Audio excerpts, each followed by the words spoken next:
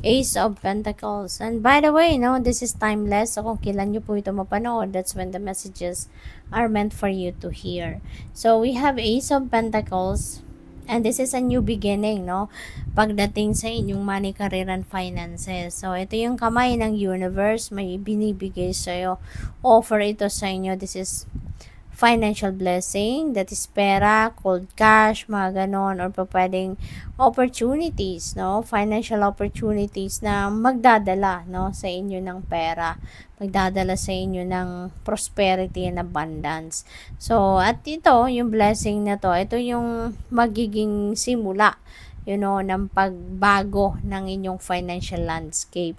Mababago nito yung inyong kalagayan sa pera, mababago nito yung sitwasyon ninyo, no, sa pagdating sa inyong money, career, and finances. So, this could be anything, no?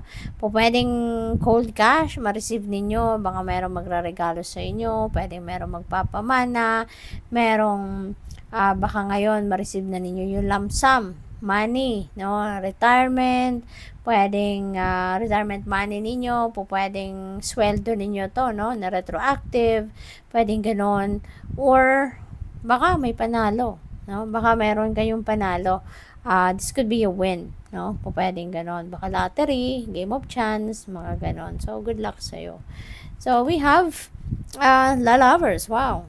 So, baka ngayon, mas lalong, mas lalo kayong magiging closer sa inyong person. Pwedeng, kung single pa kayo, baka kayo ay papasok pa lang ngayon sa isang bagong love and romantic relationship. At kung nasa relationship naman na kayo, baka, there will be more love, there will be more harmony, mas magiging, baka magle-level up na din ang inyong relationship sa ngayon. So, good luck din sa'yo. We have 10 of Swords.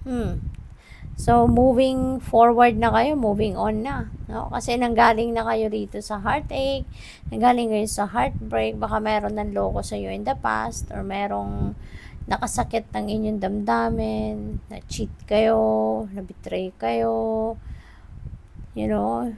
at kung ano pa, no? Na-traitor kayo siguro kasi backstabbed energy ito. So, pwedeng na-traitor din kayo na kung sino man, in the past.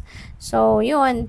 At ba't ngayon, maaahon na kayo from that. Magigising na kayo sa katotohanan. Teka lang, kayo na nga ang nasaktan, kayo pang pinapahirapan, 'di ba?